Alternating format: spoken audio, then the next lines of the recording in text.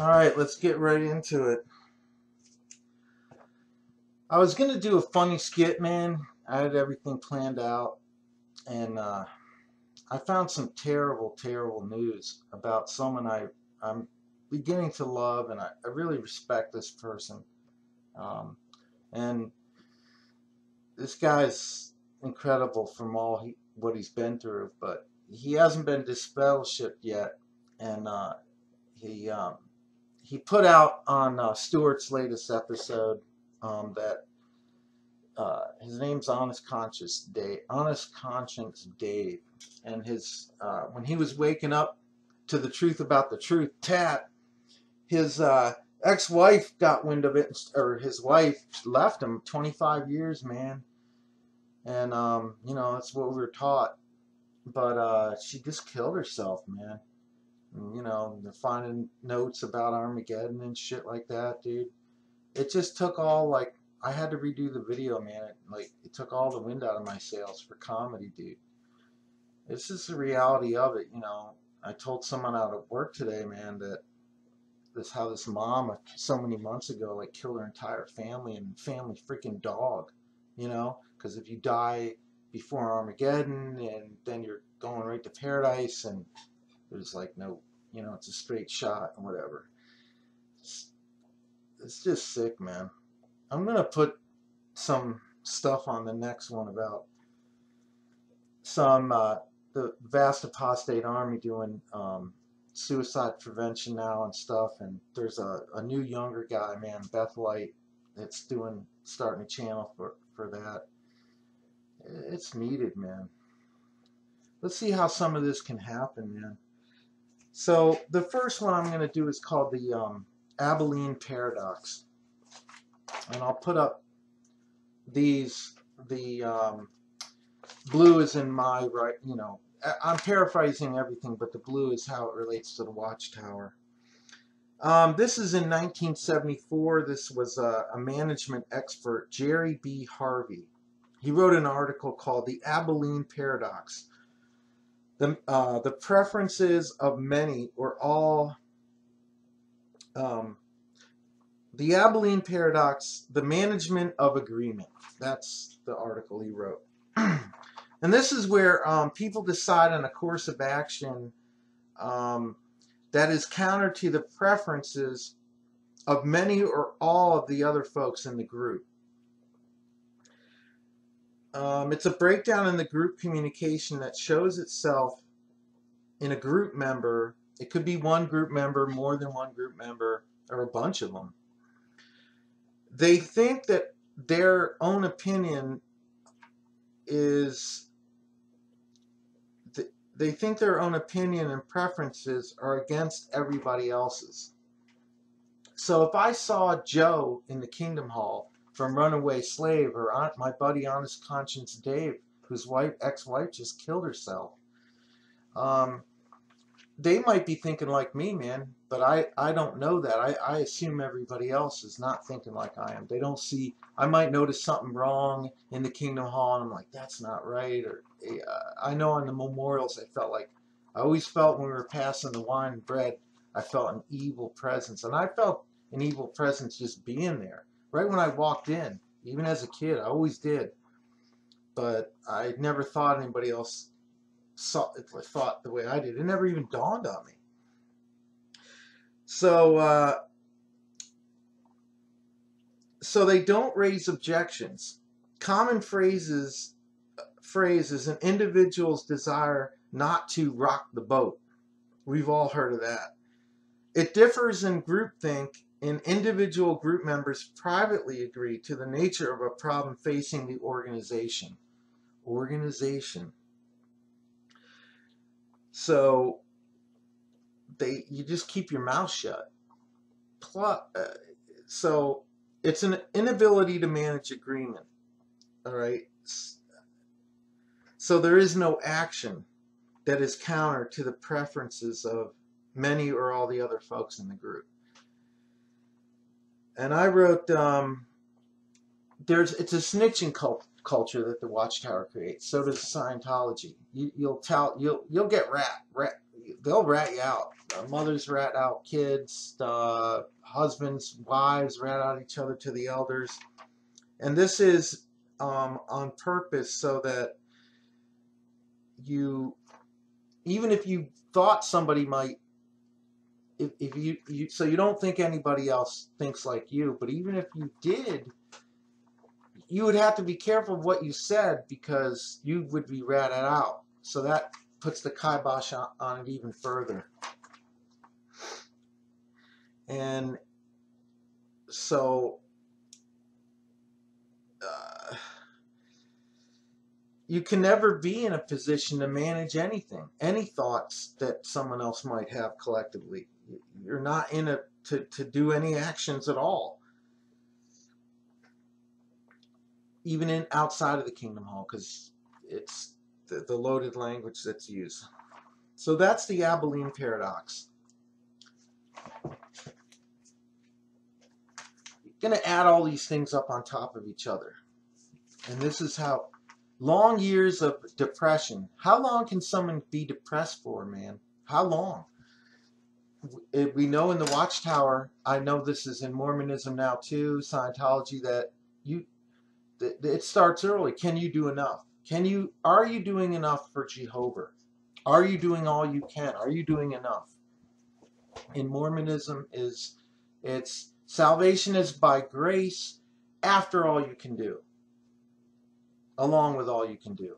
Same thing. So you're never good enough, and you always feel, and it starts all kinds of ways. But how many years do you think you can go through depression and not be affected by it? How long do you think you can keep that up? So that's that.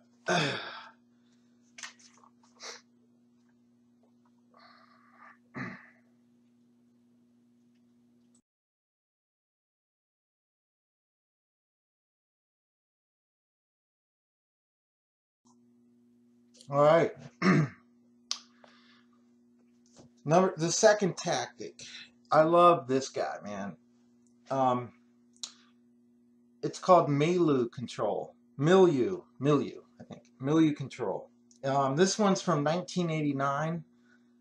There's psychiatrist Dr. Robert J. Lifton, MD. Love this guy, man, because he's got, it's so encompassing. His stuff is like really encompassing. His 8 thought reform ones are really cool. This is the first one of his 8, his famous 8. This is Milieu Control is his first one. Hey, you know what? I gotta apologize to everybody, man. I forgot to show you, man. What does the Bible really teach? And when you open it up in here, I just expanded it out, man. This is some of what the Bible really teaches from the Watchtower Bible and Tract Society. You know what I'm saying? It's right in here. I'm going to pull it out. Yep. So, also, here's Ray France's new book. This is the republished one. And I picked this up and got it signed, man. Check it out.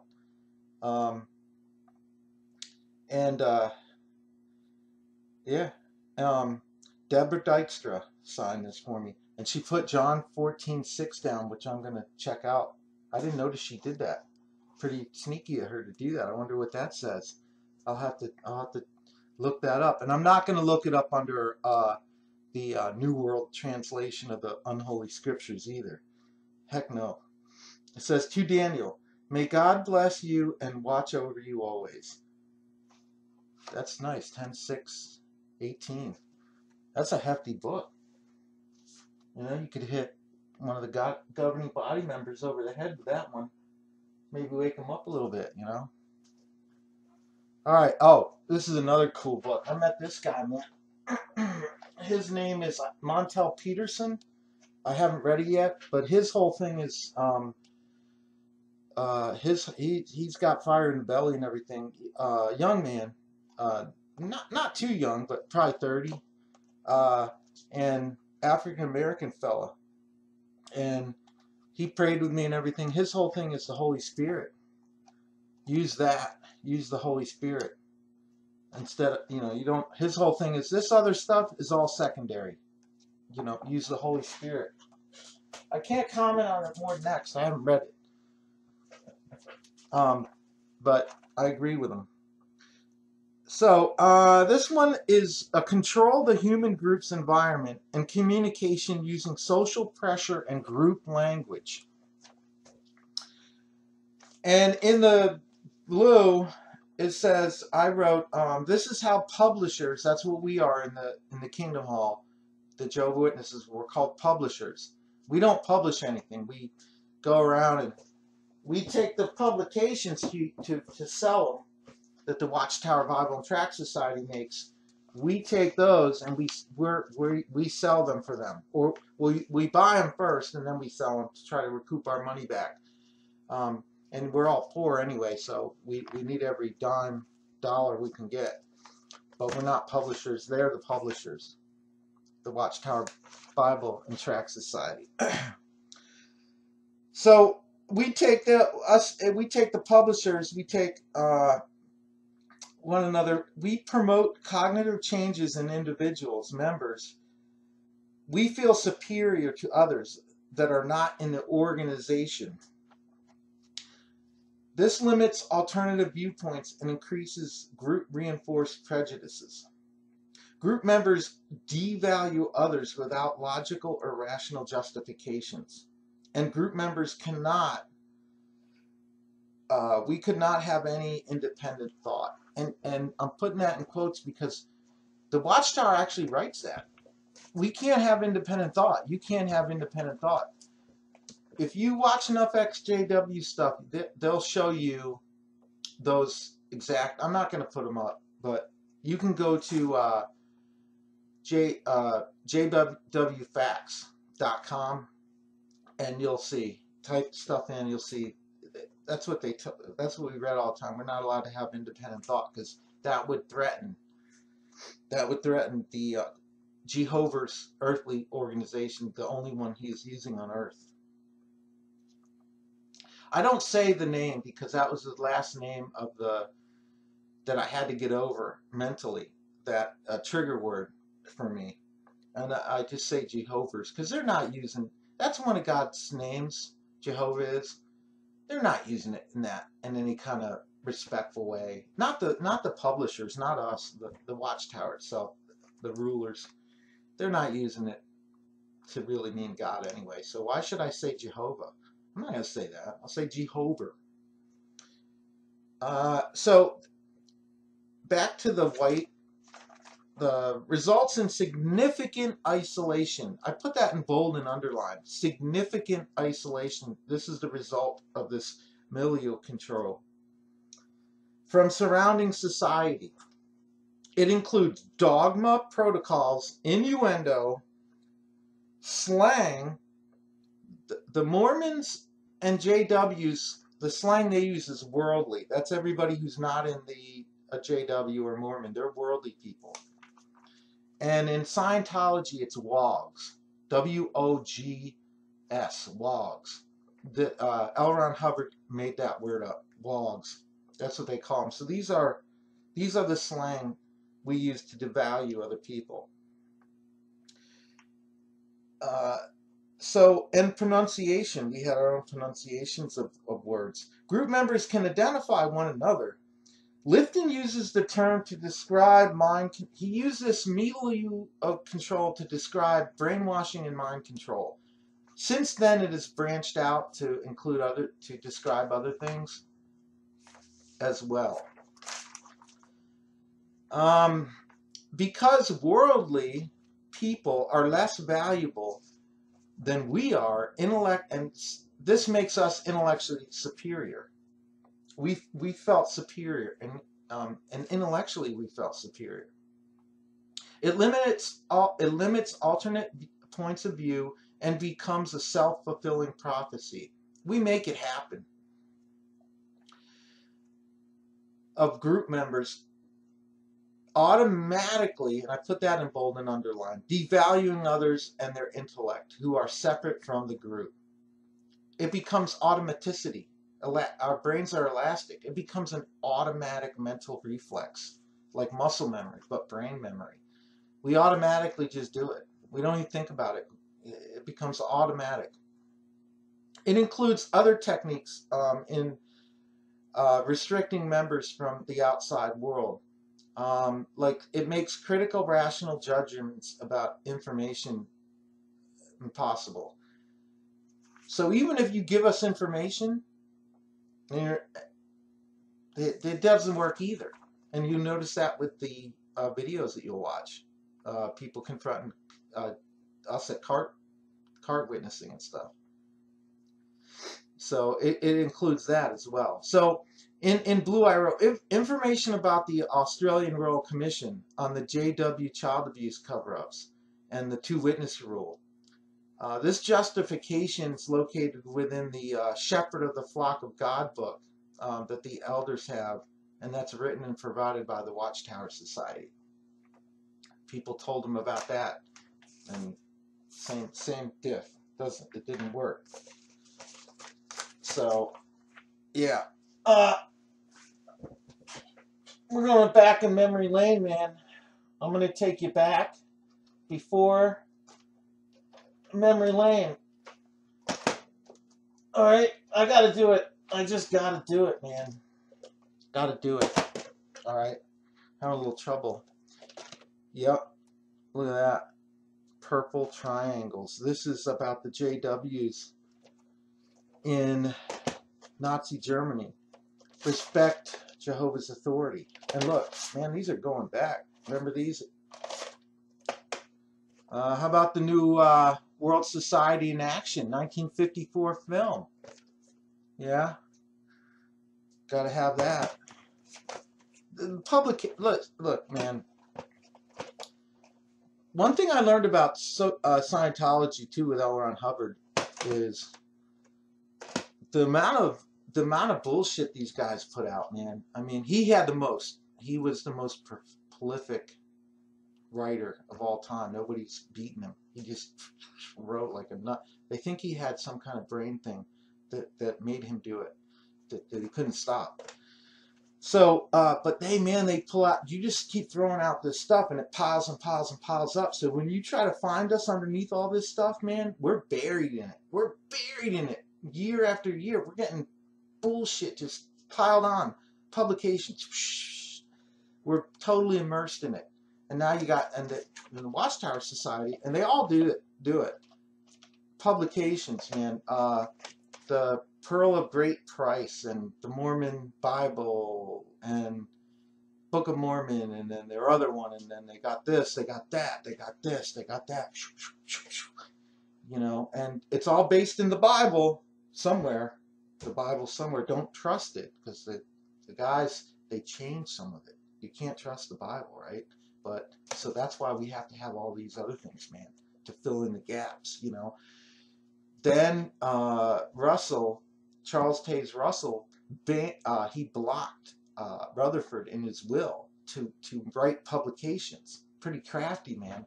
So the lawyer, Rutherford, he had been in prison, so there were core people who loved him for going to prison, right? He has to come up with a new spiel, dude. And in this drunken haze, he had a moment. He wasn't a dumb guy, per se, you know. He's Jehovah's Witnesses, right? Jehovah's Witnesses, I got it. And he just created that, and then he started writing all his bullshit. Boom, boom, boom, right. Throw it all out. Get it all out, man. What's the Bible really teach? You know, he's crafty with his slogans, sales pitch, man. He loses 3/4 of the Bible students. They kick him to the curb. He wasn't a likable guy anyway, man. People didn't like him anyway. He's just, they didn't like him. So, but now with his new thing, he can sell and market that, and he doesn't have to worry about being cut out of by a will that he can, because you've got to be able to write bullshit. You've got to be able to add to the pile. They want new stuff, man. New and improved, new light. Got to have it. Mormons use new light, I heard, as well. So, and Scientology, unfortunately, L. Ron died, so he can't. You can't. He's the source. He's the source.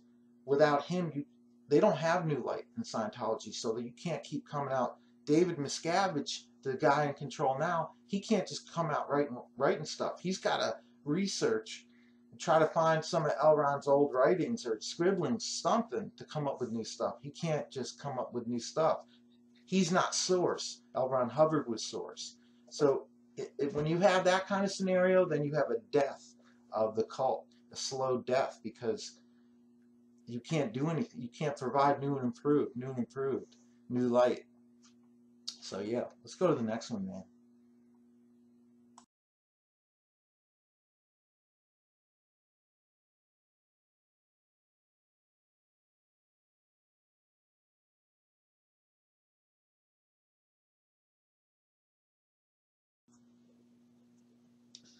All right, got the new France book. On a lighter note, I got to meet Deborah Dykstra, and she signed it, and she's pretty crafty. She put John 14:6 on here. She said, to Daniel, may God bless you and watch over you always. 10:6:18. She's really cool. I'm going to keep in touch with her. Let's see.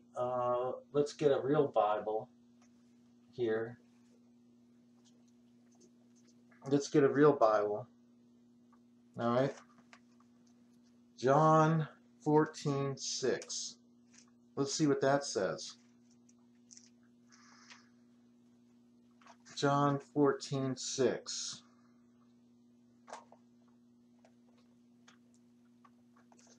Give me a sec, man. I'm having problems with these, with my get up.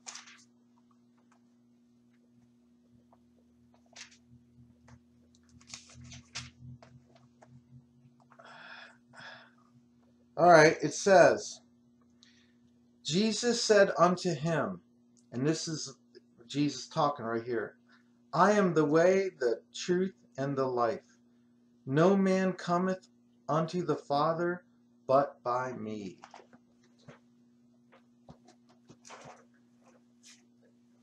These cults need to hear that, man. Mormons, JWs, and all the other sects that branched off from them. 30 from the JWs, according to my brother that interviewed me on his radio show.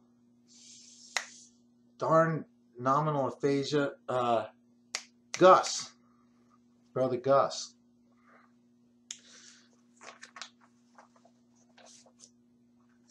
Milieu Control. This guy's one of my favorites, man. Milieu Control. This cult expert. This was developed in 1989. Psychiatrist Dr. Robert J. Lifton, MD. He's pretty intense. I love that guy, man. And what this is, Milieu Control, is it's control the human group's environment and communication using social pressure and group language. And then in blue, I said this is how the publishers identify one another. We're called publishers, even though we don't publish anything. One of the things I was looking at today, man, it's just freaking all these damn watchtowers. Here's some of them. You know, Return to freaking Jehovah. Damn it! Just getting on my nerves. Return ding Jehovah, right? Freaking good news from God. And what's the freaking truth? You want to know what the truth is? Enjoy life on earth forever. Just walk over the damn dead bodies of 7.9 billion people. And we're just going to eat our grub and chill. Everything. And they're putting, they have minorities on here. People of color and stuff. I wonder how Samuel Hurd. Do you think he feels grateful to these clowns? Would I feel grateful? You got one person of color in there, should he feel grateful they let him into the inner sanctum? So we identify one another through the language, and this promotes cognitive changes in individuals, mental changes, and we feel superior to others, and it's that because these other people, these worldly people, aren't in our organization. This limits viewpoints, increases group reinforced prejudices. Group members devalue others without logical or rational justifications. And group members we could not have any independent thought. Independent thought, in quotes, is because we couldn't have any independent thought because that's in our publications. That was in the Watchtowers. In a way, it actually said that. No independent thought. That would be threatening the organization, the society, if you go back far enough. The society, I learned that from, and I remember it being called society, but from the ExJW channel, the Bethelites. You go back far enough and they just called it the society. This results in significant isolation, significance in bold. When you see I got a bold-faced word and it's underlined, significant, like that, that means a lot, man. That's no joke in the mental health field and the medical world. If you see significant, it's pretty much, that's the gold standard. That means it is. Isolation from surrounding society. This includes dogma, protocols, innuendo, slang. So the Mormons and JWs, they use worldly ones to call everybody that's not in their belief system. Scientology, they call you wogs. This is a term, W-O-G-S, that L. Ron Hubbard came up with. And pronunciation, how you pronounce things. Group members can identify one another. Lifton used this term to describe mind control and brainwashing, but now the term has branched out to describe other things. Because worldly people are less valuable, then we are intellectually superior. We're superior in the mind to everybody else. Limits alternative points of view and becomes a self-fulfilling prophecy of group members automatically, and I put that word automatically in boldface, devaluing others and their intellect who are separate from the group.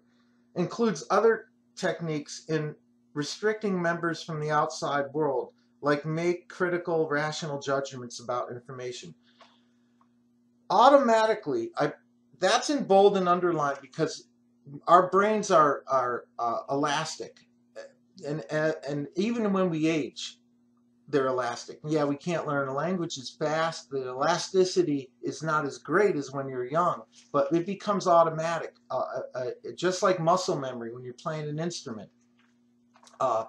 Musicians know exactly what I'm talking about. You don't need to think anymore when you play. You play it automatically. Automaticity, it's called. Automaticity. This becomes automatic. We do this automatically without thinking. So your muscle memory, you have memory in your head, neurological memory, brain dura matter, your gray and white dirt matter memory. So you don't even think about it. You just do it automatically. Information about the Australian Royal Commission on the child abuse cover-ups and the two-witnesser rule, justification located within the Shepherd of the Flock of God book that the elders have, and it's written and provided to them by the Watchtower Society.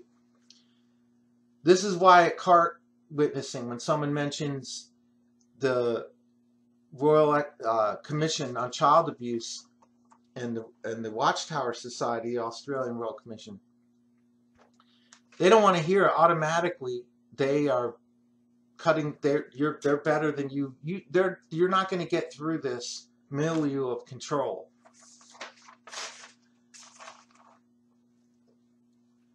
pile these things on top of each other. Keep thinking about that. Just keep adding them. Adding them up, one on top of the freaking other. Let's do this. Darn it. Wait a minute. You want it? I want to show you one thing. This is the Watchtower has been cloning some of the governing body members. And of course they start with the richest and most psychotic. They start with Tony Tight Pants. And this is the baby. And he cries a lot because he cries all the time. That's one of the things I was going to do a comedy sketch on, man. I had it all planned out. It was going to be great. I was going to do an ode to Joe from Runaway Slave 4747, but I couldn't do it. I just couldn't get myself up to it, man, thinking about my buddy Dave and what happened, what he's going through. Freaking egg, man. Authoritarian personality. Here's another one in the Watchtower's tactics. I'll get into what they use as a treatment and how the Watchtower's blocking them too. Authoritarian personality it was started in 1950. There was a book called The Authoritarian Personality. There was 4 authors. Theodore W. Adorno. He was a German philosopher, sociologist, and composer. This guy was freaking smart as get out, man. Elsie Frankel Brunswick. I'm glad to see women did so much for these too. There's a lot of women in these. She was a Polish, Austrian, Jewish psychologist, and she got run out of Poland. She got run out of Austria because of the anti-Semitism going on in back then, and the SS troops and shit like that. Daniel Levinson, he was a United States psychologist, and Nevitt Sanford, he was a United States professor of psychology at Berkeley in California. All these minds came together to create this authoritarian personality, to coin what they were seeing. Shitloads of research on this too, on all of them. So this is the attitude or state of mind characterized by the belief in absolute, that's another bold underline, obedience or submission to someone else's authority, as well as the administration of that belief through the oppression of one's subordinates. Think about the elders to the regular publishers. You can't get away with thinking outside the box for very long. You'll get ratted out, you'll get found out, and it is absolute. You either believe the governing body is God's faithful and discreet slave class, and the organization is God's only one and true organization he is using on earth, along with God always had an organization, Jesus was the original JW, all these things linked into it. You either believe that or you're out. You get an attitude adjustment. You'll have 3 minds in the committee. You'll have 3 minds back in the back of the hall, in the Kingdom Hall, all getting on you at once. Boom, boom, boom, boom. 3 minds against 1 to give you an adjustment. I also want to, somebody mentioned, it was Bridget from Arizona, that, you know, the governing body, these guys didn't graduate high school, a lot of them, and they're always in the organization. They're not very clever guys. So how are they using all these techniques? How are they smart enough to do this? I'm going to tell you something. These guys jet set around the world. They've been around for a while. They're not as dumb as we might think. When you watch them on jw.org on their videos, you'll notice that they're talking to everybody like they're a little child. This is on purpose. They're using my buddy was a linguist, and he moved to Japan after he graduated to teach English, and he told me, when you watch the news, and I forget the name for it, but the way the news anchors talk, there's a name for that. They're talking like that on purpose, and there's a name for it. That's why they all sound the same. These guys know they're all talking to the same. they're running a publishing empire, all right, that has big giant. I don't know if you ever gone into a publishing place that produces a lot. You got huge giant rolls of paper. You got machines. You got all kinds of shit, right? You can't run a publishing empire, even if there's lawyers helping you out to keep you out of trouble, and you're learning. You know, these guys they know enough about the law by now. The lawyers talk directly to them, and the lawyers that talk to them, they're all Ivy League graduates. Their kids are actually working for the same law firms by this point. These are generational things. They hired these. What I'm getting at is these guys, they have help. They have money to hire psychologists. There's lawyers at Bethel, and we're not talking about the guy you see on TV, the charlatan that's gets millions of bucks by laying on the hands and you know, pray for you. You send me a check. You send me your money to me. We're talking about billions. Billions. They're an organization. They're a corporation. Billions, not millions and millions like the televangelists on TV.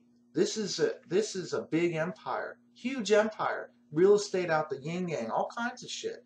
These guys, if you think they are not capable of getting the link between what they're doing in this stuff, or utilizing this stuff as it came through. Because when I get into the ones from the Watchtower's inception, 20 years later, all that kind of stuff, and I get into the psychologists that talked about what Charles Taze Russell was doing back then. These people are dead and gone, but they ousted the way the Watchtower was operating throughout. We're not the first, man, to notice this. This war has been going on for a long time.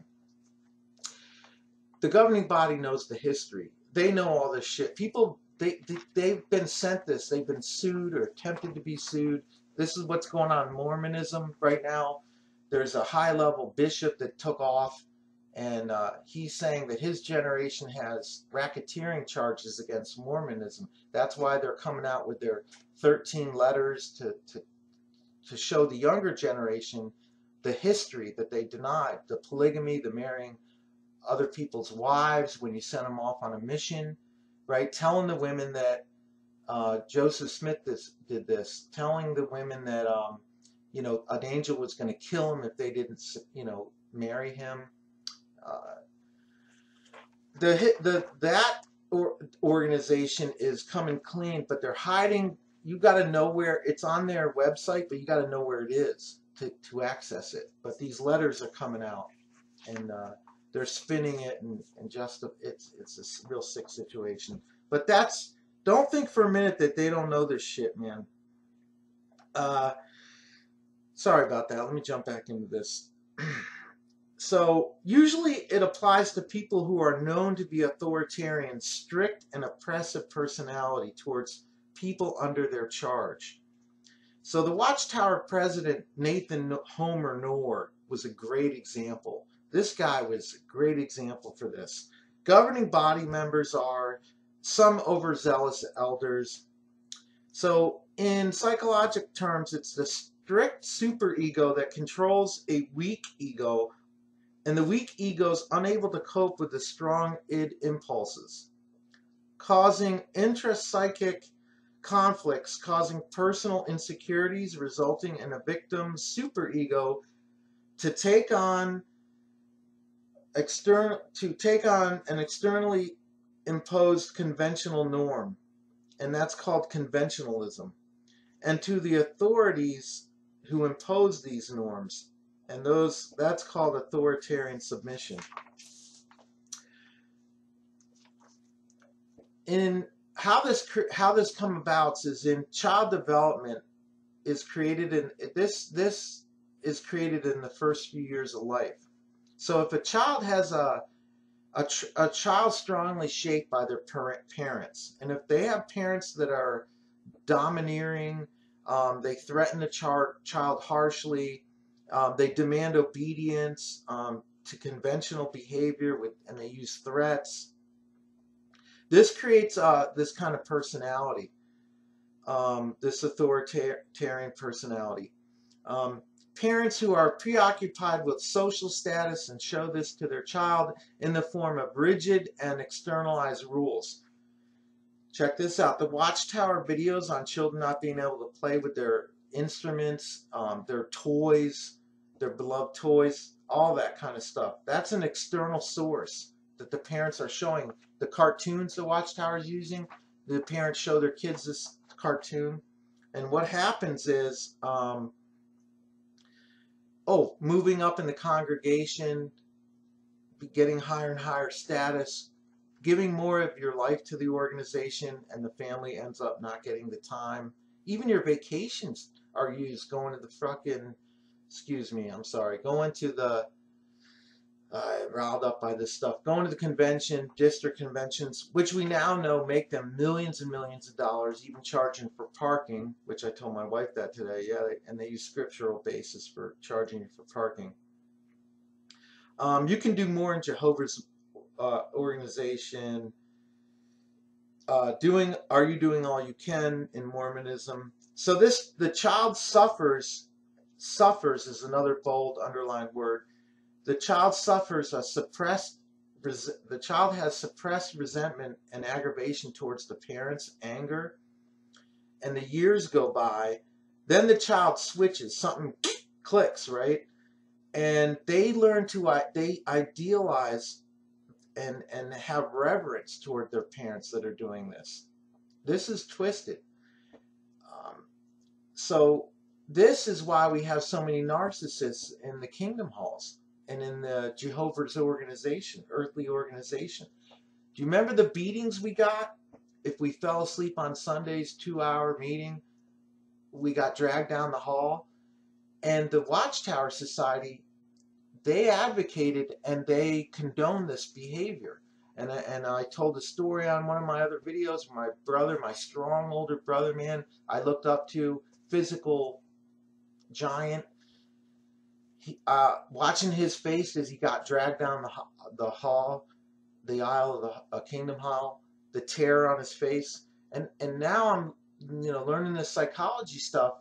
I'm realizing my brother, part of the fear was, you don't know why you're getting this kind of treatment for freaking falling asleep. I learned to fall asleep actually with my New World Translation of the Unholy Scriptures open, and I was good at it. I could actually sit there with it open and fall asleep, but yet I wouldn't move. It would look like I was still awake. Man, I got really good at that.